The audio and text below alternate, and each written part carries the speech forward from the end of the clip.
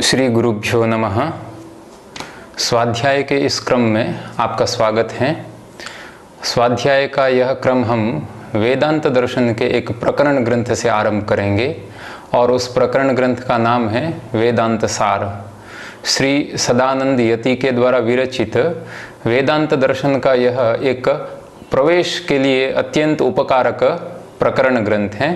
तो स्वाध्याय के इस क्रम का हम आरंभ इस ग्रंथ से करते हैं। चलिए शुरू करते हैं।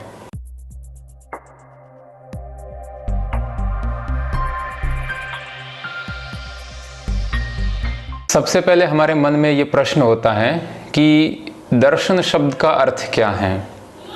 वस्तुतः दर्शन शब्द का अर्थ होता है देखना, अथवा जिस माध्यम से हम देखते हैं, जिस प्रक्रिया के द्वारा हम देखते हैं, उस साधन को भी हम दर्शन कहते हैं।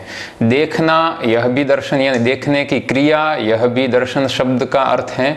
और जिस साधन से हम देखते हैं उस साधन के अर्थ में भी दर्शन शब्द का प्रयोग होता है। व्याकरण शास्त्र के अनुसार दृश्य धातु से ल्युट प्रत्यय करने पर दर्शन शब्द दर्शनम यह एक शब्द निष्पन्न होता है। जब हम दृश्य धातु से भाव अर्थ में ल्युट प्रत्यय करेंगे तब दर्शन शब्द का अर्थ होगा दृश्यते इति दर्शनम, है ना। जो दिखाई देता है वह दर्शन है। और जब यही ल्युट प्रत्यय हम करण अर्थ में करेंगे तब दर्शन शब्द की व्युत्पत्ति इस प्रकार से होगी, दृश्यते अर्थात ज्ञायते नाम साक्षात क्रियते अनेन इति दर्शनम। यानी जिस माध्यम से हम परम तत्व का साक्षात्कार करते हैं, यथार्थ तत्व का ज्ञान प्राप्त करते हैं, वह साधन, वह यथार्थ तत्व का साक्षात्कार करवाने वाला जो साधन है, अनेन जो साधन है, उस साधन को भी हम दर्शन कहते हैं। तो प्रकरण में हम यहाँ ये जो वेदांत सार जिस ग्रंथ का हम स्वाध्याय आरंभ कर रहे हैं, उस ग्रंथ को हम वेदांत दर्शन का ग्रंथ कहते हैं, क्योंकि यह ग्रंथ भी हमें परमात्मा का साक्षात्कार करवाता है। आगे जाकर हम पढ़ेंगे कि ग्रंथ का अनुबंध चतुष्टय में ग्रंथ का अधिकारी के साथ में क्या संबंध होता है, बोध्य बोधक भाव इत्यादि संबंध भी हम पढ़ेंगे। तो यह हुआ दर्शन शब्द का अर्थ। अब प्रश्न होता है कि ये दर्शन कितने हैं। तो यूं तो समस्त संसार में नाना प्रकार के दर्शन हैं, पर भारतीय वांग्मय की दृष्टि में अगर हम देखें तो इसको हम दो प्रकार से विभाजित कर सकते हैं, आस्तिक दर्शन और नास्तिक दर्शन। तो आपके मन में ये प्रश्न हो सकता है कि ये आस्तिक दर्शन है, ये नास्तिक दर्शन है, इस प्रकार के विभाजन का आधार क्या है। तो इसके विभाजन के आधार में हम एक वाक्य इस प्रकार का हम आधारभूत वाक्य ले सकते हैं जो प्रसिद्ध है कि नास्तिको वेद निंदकः, यानी जो वेद को परम प्रमाण के रूप में स्वीकार नहीं करता है वह नास्तिक है। और इस प्रकार के नास्तिक मत को प्रदर्शित करने वाले जो मत हैं, यानी वेद को परम प्रमाण के रूप में स्वीकार नहीं करने वाले जितने सारे दर्शन हैं वो नास्तिक दर्शन की कोटि के कहे जाते हैं। और जो वेद को परम प्रमाण के रूप में स्वीकार करते हैं उन दर्शनों को हम आस्तिक दर्शन कहते हैं। अथवा परलोकः अस्ति इति ये मन्यन्ते, है ना, ते आस्तिकः, इस प्रकार की भी कहीं व्युत्पत्ति कही जाती है। किंतु नास्तिक दर्शनों में भी कहीं कहीं परलोक को भी स्वीकार किया गया है। तो तद अपेक्षा जो नास्तिको वेद निंदकः, यह जो व्युत्पत्ति है यह सुसंगत प्रतीत होती है सबसे। अब हम ये जो आस्तिक और नास्तिक दर्शन है इनका अत्यंत संक्षेप में परिचय प्राप्त कर लेते हैं। सबसे पहले हम आरंभ करेंगे नास्तिक दर्शन से। नास्तिक दर्शनों में दर्शन शिरोमणि है चारवाक दर्शन, है ना, चारु वाक, है ना। जो दर्शन अत्यंत प्रिय वाणी का प्रयोग करता है, तो क्या दूसरे दर्शन प्रिय वाणी का प्रयोग नहीं करते हैं क्या? किंतु यहाँ ध्यातव्य यह है कि दूसरे दर्शन भी प्रिय वाणी का प्रयोग करते हैं, परंतु चार्वाक दर्शन केवल प्रिय लगने के लिए प्रिय वाणी का प्रयोग करता है, उसका प्रयोजन कहीं नहीं है, यानी उस प्रिय वाणी से हमारा कल्याण नहीं होने वाला है। तो इस प्रकार से यह जो चार्वाक दर्शन है, इस चार्वाक दर्शन के प्रणेता बृहस्पति माने जाते हैं। इसके पीछे के भी एक कथा है जो हम वेदांत सार का जब आत्मा का प्रसंग जब आएगा, आत्मनिरूपण का प्रसंग पढ़ेंगे, उस समय हम इसका विस्तार से वर्णन करेंगे। तो आचार्य बृहस्पति इस दर्शन के प्रणेता माने गए हैं, चार्वाक दर्शन के। इस चार्वाक दर्शन का एक दूसरा नाम भी है लोकायत दर्शन, लोक में सबसे ज्यादा यह प्रसरित दर्शन है। इस दर्शन के अनुसार पुनर्जन्म, आत्मा, कर्म का सिद्धांत, मोक्ष इत्यादि की अवधारणा यह नहीं मानते हैं। इस दर्शन का एक अत्यंत श्लोक प्रसिद्ध है जो इस दर्शन के मूलभूत अवधारणा क्या है उसको बताता है कि भस्मीभूतस्य देहस्य पुनरागमनम कुतः। आरंभ वहां से होता है कि यावत जीवेत सुखम जीवेत, कि व्यक्ति जब तक जिए तब तक वह सुखपूर्वक जिए। सुखपूर्वक जीने के लिए तो धन की अपेक्षा रहती है और धन अर्जित करने के लिए परिश्रम करना पड़ता है। तो परिश्रम करने की कोई आवश्यकता नहीं है। ऋणम कृत्वा घृतम पिबेत, भाई ऋण करके घी पी लीजिए। यदि ऋण लेकर घी पी लेंगे यानी सुख की प्राप्ति कर लेंगे, ऋण का हम वापस चुकारा नहीं करेंगे तो पुण्य में पाप की प्राप्ति होगी। तो कहा, वो कहता है कि भस्मीभूतस्य देहस्य पुनरागमनम कुतः। एक बार इस शरीर को अगर हम अग्नि में जब उसका संस्कार कर देते हैं, यानी देह है यह भस्मीभूत हो जाती है, तो फिर वापस इसका शरीर वापस कहाँ इस लोक में आता है या किसी लोक में जाता है, किसने देखा है। यानी अत्यंत प्रारंभिक स्तर का यह चार्वाक दर्शन है। द्वितीय क्रम पर जो दर्शन आता है नास्तिक दर्शनों में, उस दर्शन का नाम है जैन दर्शन। यद्यपि कालक्रम की दृष्टि से अगर हम देखें तो जैन दर्शन की अपेक्षा बौद्ध दर्शन है वह प्राचीनतम प्रतीत होता है जैन दर्शन की अपेक्षा। तथापि हम यहाँ जैन दर्शन का यहाँ वर्णन करते हैं। ये चार्वाक दर्शन से किंचित उच्चतर कोटि का दर्शन है, क्योंकि इसमें चार्वाक दर्शन की अपेक्षा कुछ और अतिरिक्त सिद्धांत इन्होंने स्वीकार किए हैं, जैसे कर्म का सिद्धांत है अथवा आत्मा का सिद्धांत है। इस प्रकार इन्होंने स्वीकार किए हैं। जैन दर्शन का जो प्रवर्तक, जैन दर्शन के प्रवर्तक हुए हैं भगवान महावीर। वस्तुतः जैन दर्शन में तीर्थंकर इस प्रकार की एक अवधारणा है और जैन दर्शन में कुल 24 तीर्थंकर हुए हैं। सबसे प्रथम तीर्थंकर ऋषभदेव हैं और अंतिम तीर्थंकर भगवान महावीर हैं, जिनके द्वारा यह जैन दर्शन, जिनके नाम से भी इस लोक में प्रसिद्ध हैं। इस जैन दर्शन का एक जो सिद्धांत है स्यादवाद, जिसका दूसरा नाम अनेकांतवाद भी है, वह बहुत प्रसिद्ध है। अब नास्तिक दर्शन में तृतीय क्रम पर हम जिसका किंचित ईषद परिचय प्राप्त करते हैं वह है बौद्ध दर्शन। यह बौद्ध दर्शन भगवान बुद्ध के द्वारा प्रोक्त हैं अथवा उनके द्वारा कहा गया है। तो इस तरह से भगवान बुद्ध इस दर्शन के प्रवर्तक हुए हैं। भगवान बुद्ध के बाद में और भी बहुत सारे नागार्जुन इत्यादि आचार्य हुए हैं। इस दर्शन के जो सिद्धांत हैं उन सिद्धांतों को उन्होंने अपने अपने ग्रंथों के माध्यम से और परिपुष्ट किया है।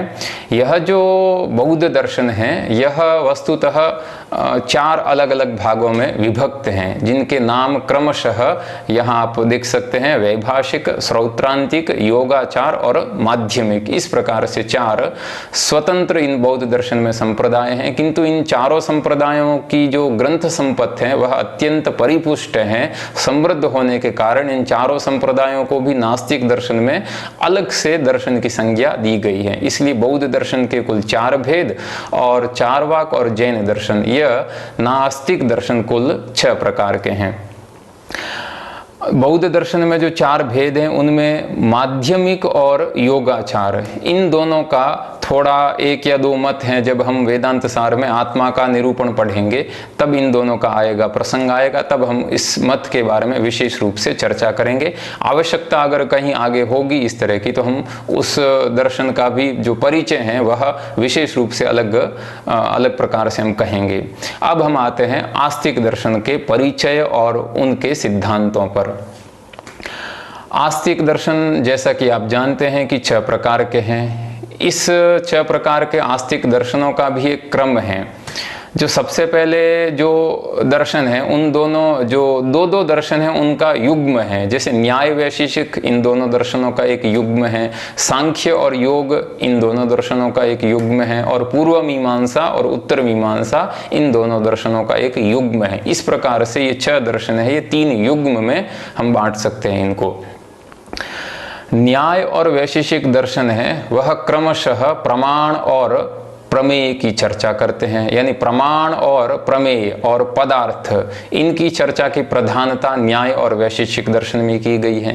न्याय दर्शन के प्रणेता महर्षि अक्षपाद गौतम माने जाते हैं। उनके द्वारा न्याय सूत्र ग्रंथ लिखा गया है, जिसमें सूत्र के माध्यम से उन्होंने न्याय दर्शन के जितने सिद्धांत हैं उन सिद्धांतों को वहां विस्तार से बताया है।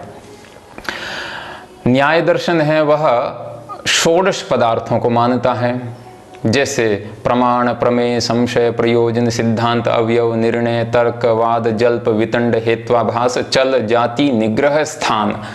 महर्षि गौतम कहते हैं कि इन षोडश पदार्थों के तत्व ज्ञान से निश्रेयस अर्थात मोक्ष की प्राप्ति की जा सकती है। तो इन षोडश पदार्थों का ज्ञान किसके द्वारा होता है? प्रमाणों के द्वारा होता है। वो प्रमाण कितने हैं? वो प्रमाण न्याय दर्शन के अनुसार 4 प्रकार के प्रमाण हैं: प्रत्यक्ष, अनुमान, उपमान और शब्द। न्याय दर्शन है वह ईश्वर का अस्तित्व स्वीकार करता है, किंतु वह ईश्वर को यानी आत्मा को, आत्मा के 2 भेद करता है, एक जीवात्मा और एक परमात्मा। जो परमात्मा है उस परमात्मा यानी ईश्वर का वह अनुमान के द्वारा सिद्धि करता है न्याय दर्शन, है ना। अनुमान के द्वारा ईश्वर सिद्ध है, शित्यंकुरादिकम सकर्तृकम कार्यत्वात् घटवत् इत्यादि अनुमान के द्वारा वह ईश्वर का अस्तित्व सिद्ध करता है। आस्तिक दर्शन के द्वितीय क्रम पर है वैशेषिक दर्शन। यह दर्शन महर्षि कणाद के द्वारा प्रोक्त है। इस वैशेषिक दर्शन का एक अपर नाम सर्वदर्शन संग्रह में औलूक्य दर्शन भी कहा गया है।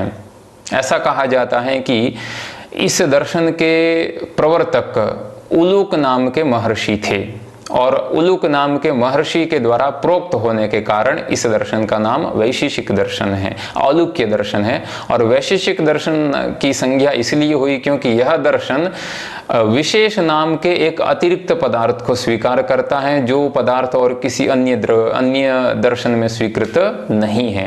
अतः विशेष नाम के पदार्थ को स्वीकार करने के कारण यह दर्शन वैशेषिक दर्शन इस प्रकार की संज्ञा को प्राप्त हुआ है। वैशेषिक दर्शन में 7 पदार्थ स्वीकार किए गए हैं: द्रव्य, गुण, कर्म, सामान्य, विशेष, समवाय, अभाव। ये 7 पदार्थ हैं, 9 द्रव्य हैं, 24 गुण हैं, 5 कर्म हैं। इस प्रकार से इस वैशेषिक दर्शन की जो मीमांसा है, इनका जो आरंभिक और विशेष परिचय है, हम जब आगे अन्य जैसे तर्क संग्रह, तर्क भाषा इत्यादि ग्रंथों का स्वाध्याय करेंगे तब इन दर्शनों का विशेष परिचय प्राप्त करेंगे। अब हम आते हैं आस्तिक दर्शन में अग्रिम दर्शन के परिचय पर। तृतीय क्रम पर दर्शन है वह है सांख्य। जैसे कि पहले कहा है कि यहाँ 2 दर्शनों का युग्म है, जैसे सांख्य और योग।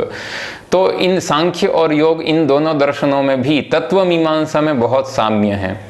जैसे सांख्य और योग दोनों प्रकृति को मूल मानते हैं, इस जगत की उत्पत्ति प्रकृति से होती है। और भी प्रमाण भी दोनों में समान रूप से स्वीकार किए गए हैं। और भी बहुत सारे ऐसे तत्व हैं, केवल भेद एक यह है, और भी बहुत सारे भेद है, लेकिन मुख्य जो भेद सांख्य और योग में कहा गया है वह ऐसा कहते हैं कि जो सांख्य है वह ईश्वर का अस्तित्व स्वीकार नहीं करता है। सांख्य की जो परिपाटी है, सांख्य के जो सिद्धांत है, उसमें ईश्वर का, सृष्टि की उत्पत्ति में ईश्वर का कोई अस्तित्व अथवा ईश्वर की कोई आवश्यकता नहीं है। यानी प्रकृति और पुरुष इन दोनों के संयोग से सृष्टि की उत्पत्ति हो जाती है। योग दर्शन है वह ईश्वर का अस्तित्व अलग से स्वीकार करता है। इन पर सांख्य के द्वारा जो 25 तत्व कहे गए हैं इनसे अतिरिक्त भी स्वीकार करता है। तो पहले हम सांख्य के तत्व मीमांसा का संक्षेप में परिचय प्राप्त कर लेते हैं।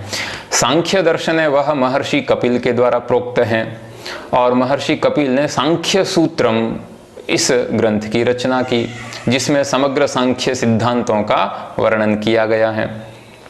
सांख्य दर्शन है वह प्रकृति और पुरुष इन दो तत्वों को नित्य स्वीकार करता है, जिनका कभी नाश नहीं होता है। इस प्रकृति और पुरुष के योग से इस सृष्टि की उत्पत्ति होती है।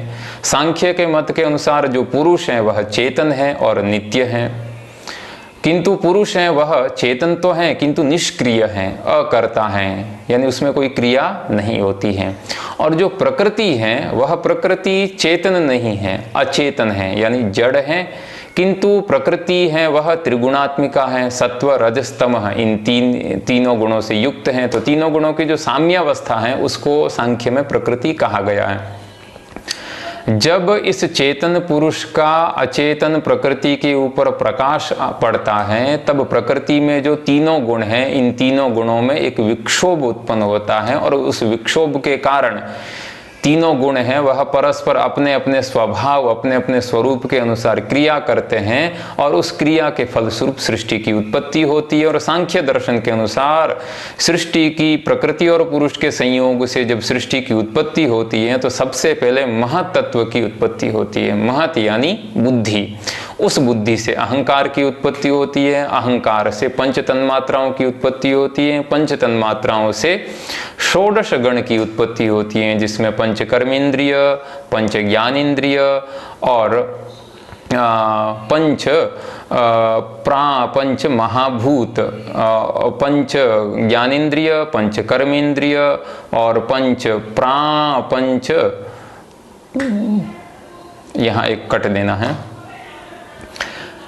सांख्य के अनुसार प्रकृति और पुरुष के संयोग से सबसे पहला तत्व है वह महत तत्व उत्पन्न होता है। महत तत्व यानी बुद्धि, उस बुद्धि से अहंकार उत्पन्न होता है, और उस अहंकार से पंच तन्मात्राएं उत्पन्न होती है, और उन पंच तन्मात्राओं के साथ में कर्मेंद्रिया हैं, ज्ञानेंद्रिया हैं, मन है, बुद्धि है, ये भी उत्पन्न होते हैं। और पंच तन्मात्राओं से पंच महाभूतों की उत्पत्ति होती है, जिनको हम आकाश, वायु, तेज, जल और पृथ्वी के नाम से जानते हैं। सांख्य दर्शन के अनुसार यह जो व्यक्त और अव्यक्त तत्व हैं, व्यक्त तत्वों का जब ज्ञान होता है तब हमें अव्यक्त का ज्ञान होता है, और वह अव्यक्त तत्व है वह ज्ञ से भिन्न है।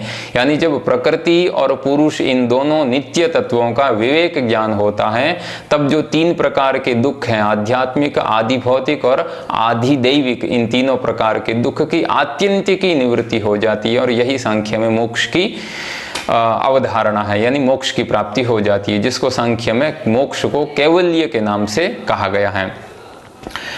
चतुर्थ क्रम पर आस्तिक दर्शनों में आता है योग दर्शन।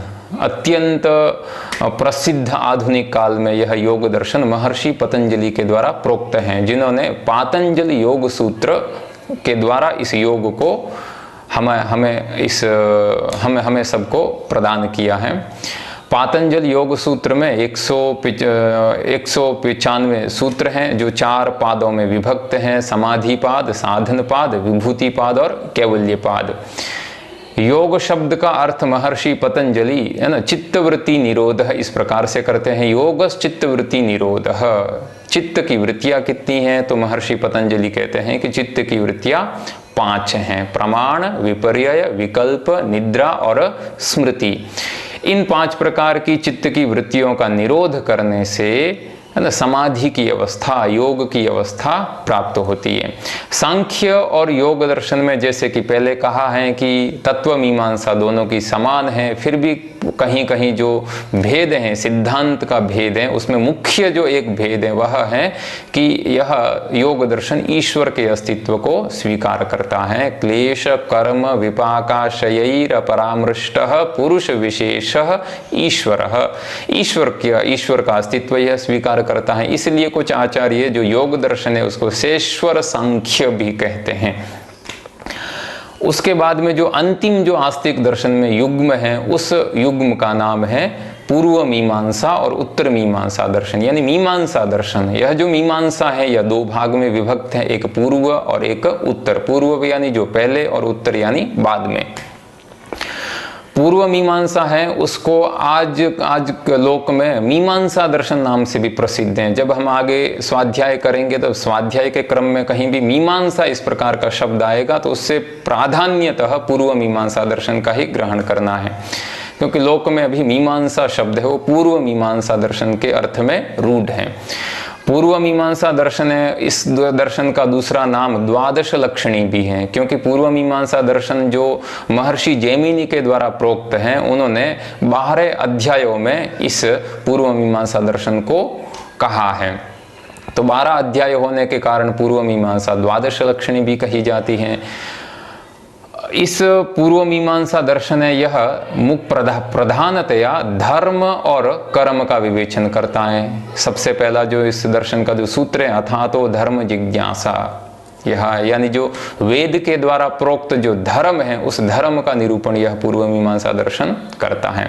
इनके भी जो कुछ सिद्धांत हैं हम आगे के पाठों में क्रमशः उनका परिचय प्राप्त करेंगे। अंतिम जो आस्तिक दर्शन में जो सबसे शिरोमणि भूत दर्शन माना जाता है, सभी दर्शनों का शिरोलंकार भूत दर्शन माना जाता है, उस दर्शन का नाम है उत्तर मीमांसा। उत्तर मीमांसा का दूसरा नाम लोक में अभी वेदांत दर्शन भी कहा जाता है, यानी वेदांत दर्शन शब्द से हम उत्तर मीमांसा दर्शन का ही ग्रहण करते हैं। यह जो उत्तर मीमांसा दर्शन है यह महर्षि बादरायण के द्वारा प्रोक्त है। महर्षि बादरायण, जिनको व्यास के नाम से भी जाना जाता है, महर्षि बादरायण ने उत्तर मीमांसा का सूत्रात्मक ग्रंथ है वह जो रचित किया है उसका नाम है ब्रह्मसूत्रम। 4 अध्यायों में विभक्त यह ब्रह्मसूत्र है ना, उपनिषदों में और भगवद गीता में जितने भी वेदांत के वाक्य आए हैं उन वेदांत के वाक्यों का विचार प्रस्तुत करता है विभिन्न सूत्रों के माध्यम से। सूत्र है वह अधिकरण में है, अधिकरण है वह पाद में है और पाद है वह अध्यायों में विभक्त हैं। तो 4 अध्यायों में कुल 555 सूत्र कहे गए हैं ब्रह्मसूत्र। इन सूत्रों की संख्या में कहीं कहीं भेद भी हमें देखने में आता है। जैसे भगवान रामानुजाचार्य के अनुसार ब्रह्म सूत्रों की संख्या 545 है, किंतु भगवान शंकराचार्य अपने शारीरिक मीमांसा भाष्य में जो सूत्रों का जो विभाजन क्रम है उस विभाजन क्रम के अनुसार 555 उनके सूत्र प्राप्त होते हैं।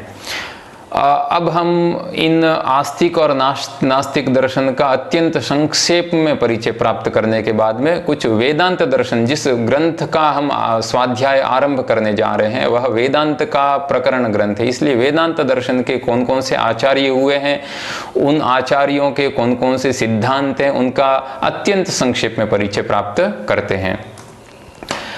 सबसे पहले हम देखते हैं कि वेदांत दर्शन के मूल स्रोत कौन कौन से हैं, कौन कौन से आधार ग्रंथ हैं जिनमें वेदांत दर्शन का निरूपण किया है। तो सबसे पहले तो वेद हैं, क्योंकि वेद समस्त ज्ञान की निधि है, ज्ञान राशि है वेद। तो वेद हैं, उस वेद के विभिन्न अलग अलग वेदों के अलग अलग उपनिषद हैं। तो उपनिषद भी हैं वह वेदांत के मूल स्रोत हैं, और आगे जाकर हम पढ़ेंगे भी कि वेदांत दर्शन इत्युक्ते उपनिषदेव है ना, किम को नाम वेदांतः, तो वेदांतो नाम उपनिषद प्रमाणम, ऐसा स्वयं वेदांत सारकार सदानंद यति आगे कहेंगे। जो आरण्यक हैं उनमें भी वेदांत दर्शन, यानी जो ब्रह्म है, माया है, जीव हैं, जगत हैं, इस सृष्टि की उत्पत्ति कैसे हुई है, इस प्रकार की दार्शनिक चर्चाओं की प्राप्ति हमें वहाँ भी होती है। और भगवद गीता भी वेदांत का आकर ग्रंथ है। वेदांत दर्शन में एक पारिभाषिक शब्द है जो बहुत प्रसिद्ध है, और उस पारिभाषिक शब्द का नाम है प्रस्थान त्रयम अथवा प्रस्थान त्रयी।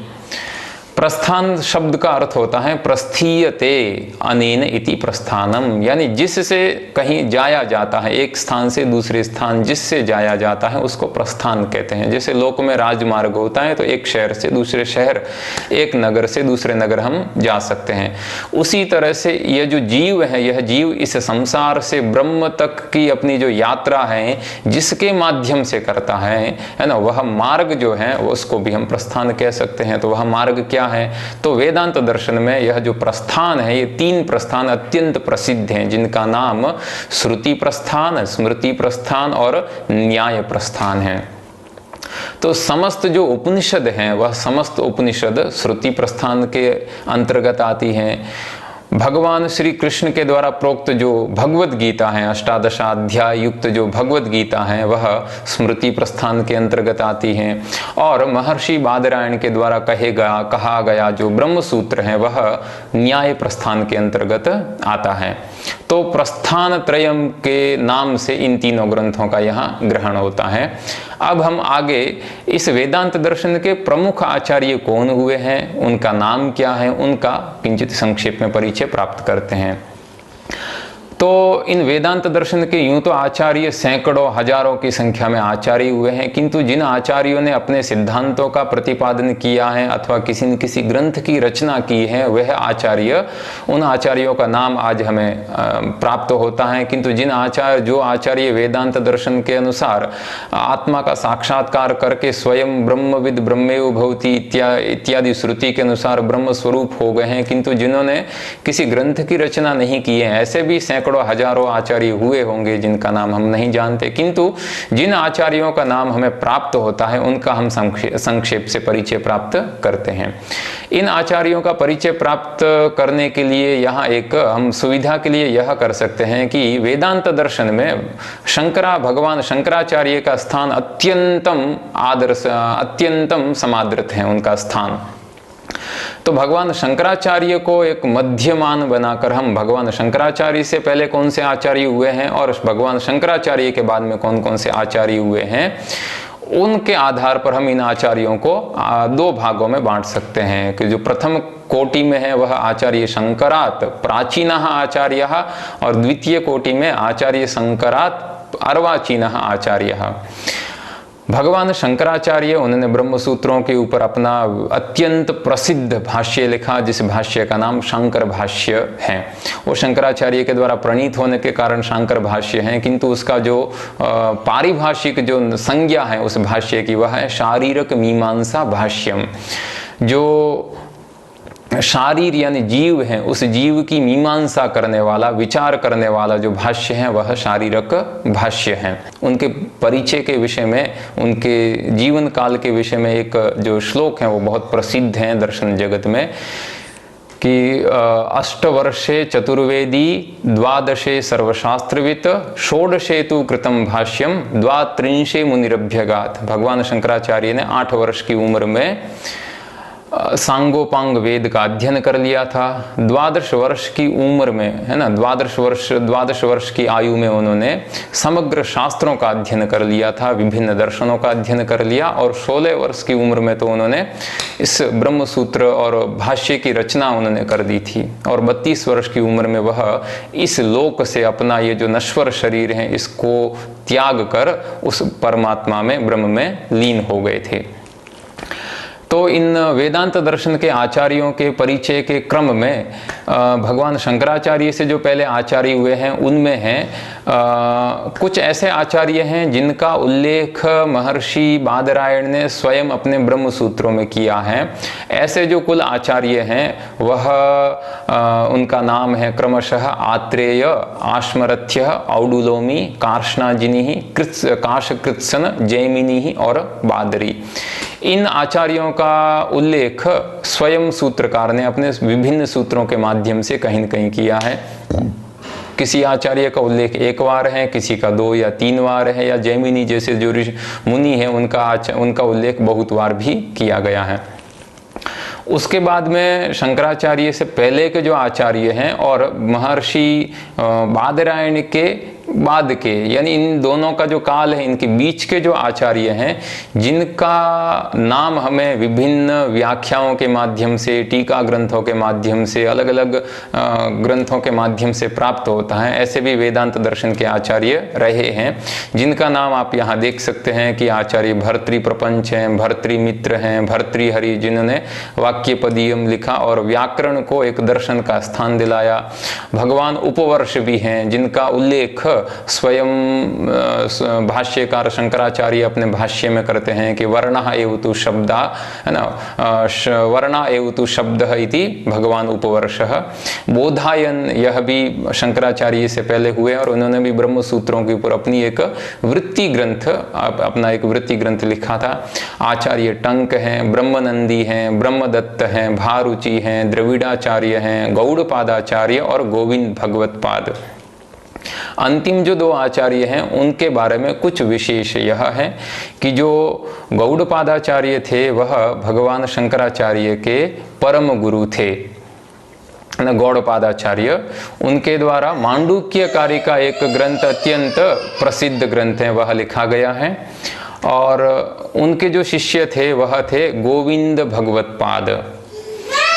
ये गोविंद भगवत पाद भगवान शंकराचार्य के साक्षात गुरु थे। अब हम आते हैं कि शंकराचार्य जी के बाद में कौन कौन से आचार्य हुए हैं। तो भगवान शंकराचार्य के यूं तो बहुत सारे शिष्य थे, किंतु उनके मुख्य जो शिष्य हैं वह 4 शिष्य हैं, वह प्रसिद्ध हैं। उनका नाम क्रमशः पद्मपादाचार्य, सुरेश्वराचार्य, हस्तामलकाचार्य और त्रोटकाचार्य हैं। इन आचार्यों के द्वारा भी अलग अलग वेदांत दर्शन के अत्यंत अद्भुत और उत्कृष्ट ग्रंथों की रचना की गई है। पद्मपादाचार्य जी की जो पंचपादिका एक ग्रंथ है बहुत प्रसिद्ध हैं, जिनका कहीं न कहीं आगे नाम और उद्धरण भी इस वेदांत सार ग्रंथ में हम पढ़ेंगे। और भी कुछ वेदांत दर्शन के प्रमुख आचार्य हुए हैं जिनमें नाम है, एक आता है सर्वज्ञात्म मुनि। इन आचार्य ने एक ग्रंथ लिखा है जिस ग्रंथ का नाम है संक्षेप शारीरकम। इसलिए इन आचार्यों को संक्षेप शारीरक कार इस नाम से भी जाना जाता है। वेदांत दर्शन में यानी वेदांत संप्रदाय में यह एक परिपाटी रही है कि जो आचार्य हुए हैं उन आचार्यों को स्वयं उनके नाम से कहीं कहीं न कहकर उन आचार्य ने जिस ग्रंथ की रचना की है उस ग्रंथ के कर्ता के रूप में उन आचार्य की प्रसिद्धि है। जैसे संक्षेप शारीरक ग्रंथ रचने के कारण सर्वज्ञात्म मुनि है, वह संक्षेप शारीरक कार नाम से प्रसिद्ध हुए हैं। दूसरे जो आचार्य हैं जिनका नाम है वाचस्पति मिश्र। इन्होंने भगवान शंकराचार्य का जो शारीरक मीमांसा भाष्य है इनके ऊपर एक टीका लिखी है जिस टीका का नाम है भामती। वेदांत दर्शन में यह टीका अत्यंत प्रसिद्ध और समादृत टीका है, इसलिए भामती टीका लिखने के कारण इनको वेदांत दर्शन में भामतीकार नाम से भी जाना जाता है। तृतीय जो आचार्य हैं वह है प्रकाशात्म यति। इन आचार्य ने जो भगवान शंकराचार्य के शिष्य पद्मपादाचार्य के द्वारा जो पंचपादिका ग्रंथ लिखा गया था उस पंचपादिका ग्रंथ के ऊपर उन्होंने विवरण नाम की एक टीका लिखी, इसलिए यह आचार्य विवरणकार नाम से भी प्रसिद्ध हैं वेदांत दर्शन में। अग्रिम आचार्य हैं चित्सुखाचार्य। इन चित्सुखाचार्य ने ग्रंथ लिखा है, उस ग्रंथ का नाम है तत्व प्रदीपिका कार। ये जो आचार्य हैं इनके जो मुख्य और सबसे प्रधान ग्रंथ है उसी प्रधान ग्रंथ का यहाँ मैंने निर्देश किया है। इसके अतिरिक्त और भी इन्होंने बहुत सारे ग्रंथ लिखे हैं जिनका वेदांत दर्शन के जो इतिहास ग्रंथ है उनमें आपको नाम प्राप्त हो सकता है। यहाँ केवल अत्यंत संक्षेप में परिचय प्राप्त करने के लिए उनकी जो मुख्य कृतियां हैं उनका ही हम यहाँ उल्लेख कर रहे हैं।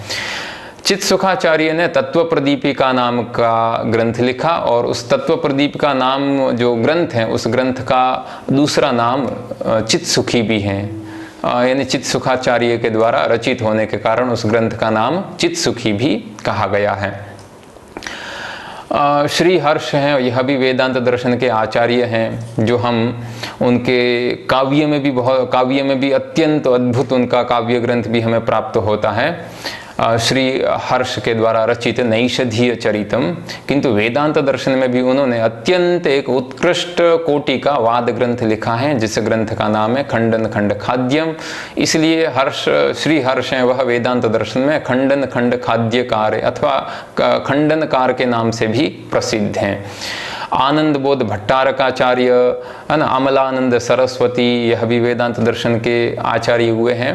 अमलानंद सरस्वती हैं, इनका जो वेदांत दर्शन की संप्रदाय में यह कल्पतरुकार नाम से भी प्रसिद्ध हैं क्योंकि उन्होंने कल्पतरु नाम की एक टीका लिखी है।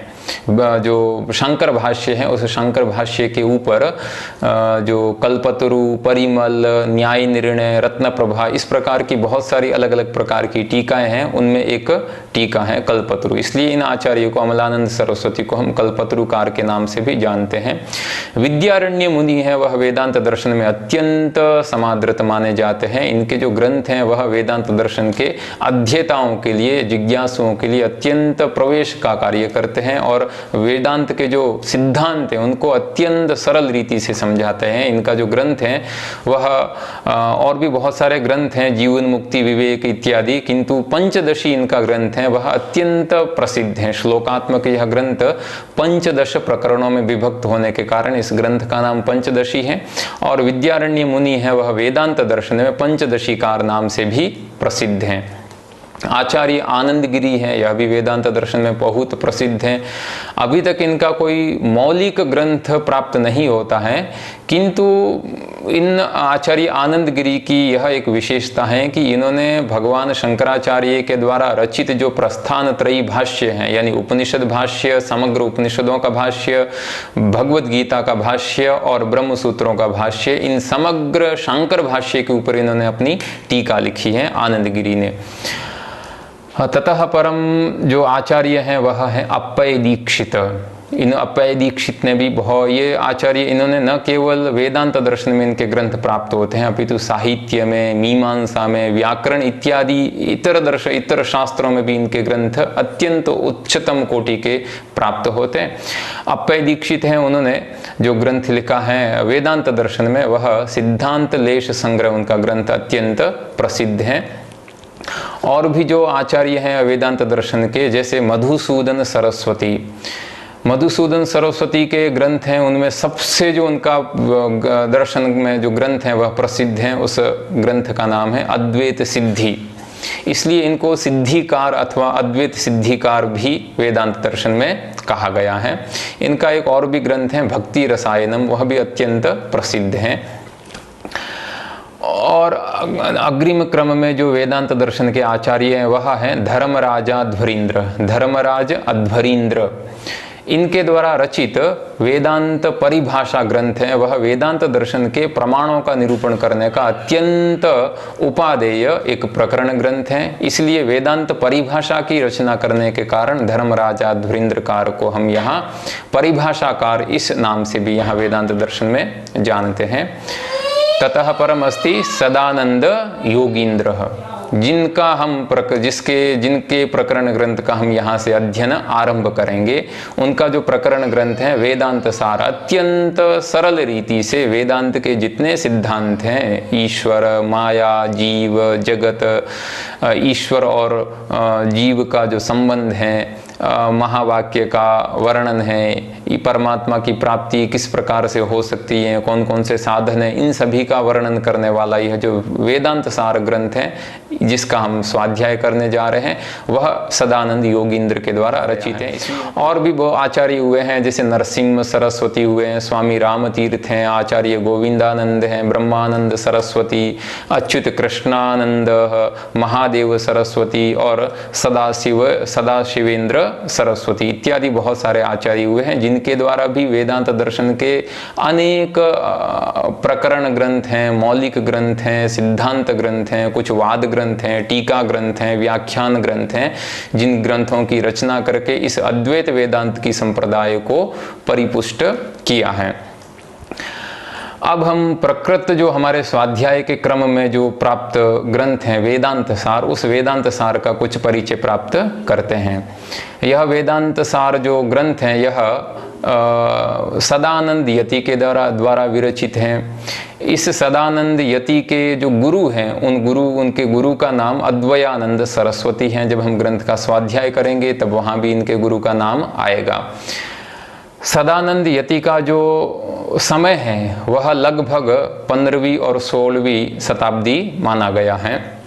ये जो वेदांत सार है यह वेदांत दर्शन का अत्यंत प्रसिद्ध प्रकरण ग्रंथ है, इसलिए इसके ऊपर बहुत सारी व्याख्याएं भी प्राप्त होती हैं, जिनमें से प्रमुख जो व्याख्याएं हैं वह 3 व्याख्याएं जो हमें अभी प्राप्त होती और भी व्याख्याएं प्राप्त हैं, किंतु 3 व्याख्याएं अत्यंत प्रसिद्ध हैं, जिसमें सबसे पहले क्रम पर है सुबोधनी व्याख्या, नरसिम्हा सरस्वती के द्वारा विरचित। द्वितीय व्याख्या है वह है विद्वन मनोरंजनी व्याख्या, स्वामी रामतीर्थ के द्वारा प्रणीत यह व्याख्या है। और एक और व्याख्या है जिसका नाम है बालबोधिनी, यह आपोदेव अथवा आपदेव के द्वारा विरचित वेदांत सार की व्याख्या है। जब हम वेदांत सार का अध्ययन करेंगे तो वेदांत सार में अलग अलग प्रकार के प्रमाणों की पुष्टि के लिए, अलग अलग प्रकार के मंतव्यों की परिपुष्टि के लिए विभिन्न आचार्यों के मत का भी उल्लेख वेदांत सारकार सदानंद यति करेंगे, जिनमें प्रमुख रूप से गौड़पादाचार्य, भगवान शंकराचार्य, पद्मपादाचार्य, हस्तामलकाचार्य, सुरेश्वराचार्य, वाचस्पति मिश्र भामतीकार, श्रीहर्ष और विद्यारण्य, इनके जो द्वारा रचित जो ग्रंथ हैं उन ग्रंथों में से बहुत सारे उद्धरण हैं वह हमें इस वेदांत सार ग्रंथ में प्राप्त होंगे। एक बार हम देख लेते हैं कि वेदांत सार में किन किन मुख्य विषयों का वर्णन किया गया है। तो सबसे पहले मंगलाचरण के बाद में अनुबंध चतुष्टय का वर्णन है। अनुबंध चतुष्टय के क्रम में ही अधिकारी का लक्षण है और उस अधिकारी का लक्षण में जो पद आते हैं उनके साथ साथ में कर्म का भी विवेचन आएगा। अज्ञान का विवेचन है, यह अज्ञान 2 प्रकार से वहाँ बताएंगे, समष्टि और व्यष्टि। इस प्रकार से 2 प्रकार से अज्ञान बताया, तो समष्टि व्यष्टि का विवेचन है। समष्टि और व्यष्टि के भेद से इस अज्ञान के कारण जो एक ही चैतन्य के नाना रूप होते हैं, नाना नाम होते हैं, जैसे ईश्वर, प्राज्ञ, हिरण्यगर्भ, तेजस, वैश्वानर और विश्व, उनका भी वर्णन यहाँ है। जीव और ईश्वर इन दोनों के संबंध का भी विवेचन किया गया है इस वेदांत सार में। अध्यारोप और अपवाद की प्रक्रिया, यानी अध्यारोप और इस अध्यारोप के द्वारा किस प्रकार से एक ही चैतन्य के द्वारा इस सृष्टि की उत्पत्ति होती है, किस प्रकार से पंचीकरण की प्रक्रिया होती है, और जो महावाक्य हैं जीव और ईश्वर के संबंध को, जीव और ईश्वर की एकता को बताने वाले जो महावाक्य हैं, उन महावाक्यों का भी विवेचन इस वेदांत सार ग्रंथ में है। महावाक्यों के विवेचन के प्रसंग में लक्षणा का प्रसंग भी हम पढ़ेंगे। साथ में अंत में समाधि का विवेचन और मोक्ष और जीवन मुक्ति, इन प्रमुख विषयों का वेदांत सार में विवेचन है। इन प्रमुख विषयों के साथ साथ में और भी जो अवान्तर विषय आएंगे अथवा इतर शास्त्र, इतर दर्शन के जो कुछ विषय आएंगे, उन विषयों का भी हम यहाँ परामर्श करेंगे। अब हम देखते हैं कि वेदांत सार ये ग्रंथ का स्वरूप क्या है। यह वेदांत सार जो ग्रंथ है यह वेदांत दर्शन का प्रकरण ग्रंथ है। अलग अलग प्रकार के ग्रंथ होते हैं, कोई सूत्र ग्रंथ होता है, कोई टीका ग्रंथ है, कोई व्याख्या ग्रंथ है, कोई फक्किका ग्रंथ है, कोई प्रकरण ग्रंथ हैं, कोई प्रमाण ग्रंथ हैं। इस प्रकार से ग्रंथों की अलग अलग प्रकार की श्रेणी होती हैं। तो प्रकरण ग्रंथ हम किसको कहेंगे? तो प्रकरण ग्रंथ का एक लक्षण आप यहाँ पढ़ सकते हैं जो बहुत प्रसिद्ध है कि शास्त्रेक देश संबद्धम शास्त्र कार्यांतरे स्थितम आहु प्रकरणम नाम ग्रंथ भेदम विपश्चितः, कि जो ग्रंथ किसी न किसी शास्त्र के एक देश का कार्य करता है, यानी कोई न कोई जो भी शास्त्र, जो भी दर्शन जिस सिद्धांत का प्रतिपादन करता है, उस समग्र सिद्धांत का प्रतिपादन करने वाला अथवा उस समग्र सिद्धांत के किसी एक अंश का प्रतिपादन करने वाला जो ग्रंथ है वह प्रकरण ग्रंथ कहलाता है। प्रकरण ग्रंथ किसी नए सिद्धांत का अथवा नए दर्शन का प्रणयन नहीं करता है, अपितु शास्त्र कार्यांतरे स्थितम, यानी वह उसी शास्त्र के अंदर रहकर अपना कार्य करता है। ऐसा जो ग्रंथ होता है उस ग्रंथ को प्रकरण ग्रंथ कहते हैं। आहु प्रकरणम नाम ग्रंथ भेदम विपश्चितः।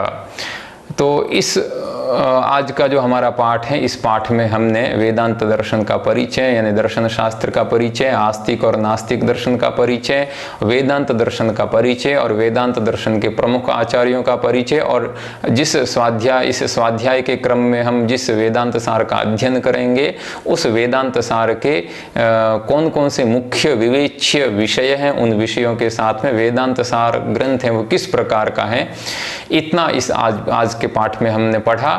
अब अगला जो पाठ है, अब वहाँ से हम इस वेदांत सार ग्रंथ का अध्ययन आरंभ करेंगे।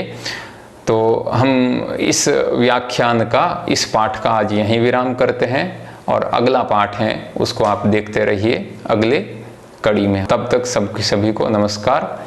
श्री गुरुभ्यो नमः।